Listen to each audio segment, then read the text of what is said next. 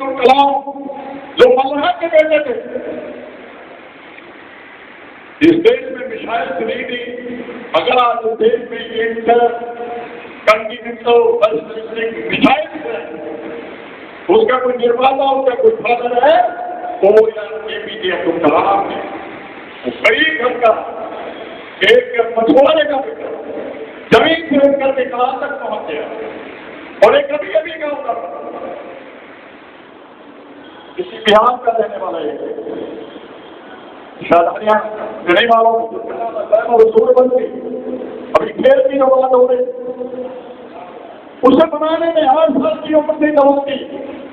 उसकी माँ 11 बजे रात जब तक वो और उसकी परिवार आ जाते थे, 2 बजे उठकर उसके लिए भोजन तैयार करती, जिसने पराक्रम की पराकाष्ठा कर दी और विश्व रिकॉर्ड बना दिया।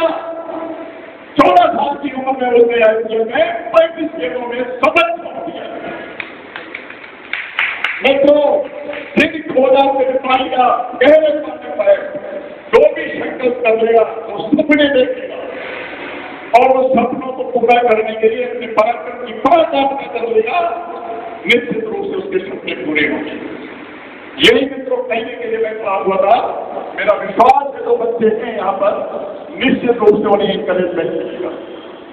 अगर उन्होंने कोई सपना देखा है और उसके पीछे को शक्ति लगा देंगे, अरे मैं ही एक मजदूर का बेटा था, एक गरीब घर में पैदा हुआ था, जिसने मजदूरी करके कक्षा 3 से लेकर के कक्षा 10 तक की शिक्षा प्राप्त की, लेकिन मेहनत से जिसने इंटरमीडिएट की परीक्षा में डिस्ट्रिक्ट को प्राप्त किया और 11वां स्थान प्राप्त किया उत्तर प्रदेश के बोर्ड में, जिसने कानपुर यूनिवर्सिटी में एमएससी में 1970 में तीसरी पोजीशन प्राप्त की, और एक ऐसा कार्य जो मनवादियों का देश में पूरे दोनों समाज के लोग थे, और जिसमें मुझे इंटरव्यू के लिए नहीं बुलाया गया था, तो मुझे मालूम हुआ नहीं बुलाया गया, और मैं जब पहुंच गया किसी कारण से, तो मेरा सिलेक्शन उन्हें करना पड़ा, जहां मैं एसोसिएट प्रोफेसर के पद पे पहुंचा, प्रिंसिपल के पद पे पहुंचा, और वहां तक मैं पहुंचा हूं जहां तक पहुंचा जा सकता।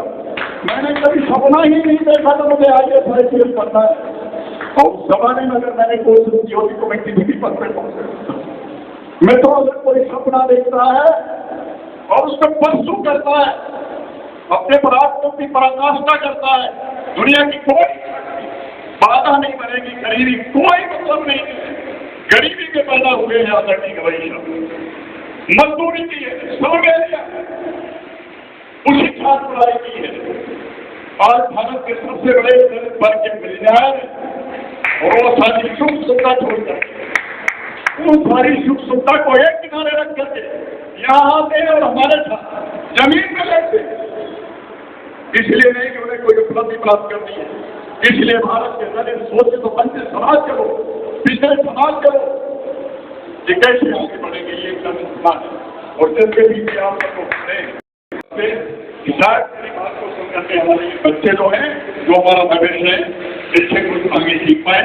मेरे बीच में जो समय नहीं दिया उसके लिए मैं मन से और सभी लोगों से क्षमा चाहता हूँ। बहुत बहुत धन्यवाद, बहुत बहुत धन्यवाद, बहुत बहुत धन्यवाद आदरणीय। आप भोजन तैयार है। आप सभी लोगों से निवेदन है कि चूंकि पहला सत्र हम लोग 2 घंटा विलंब से प्रारंभ किए हैं, तो सभी लोग अभी 2:45 हो रहा है।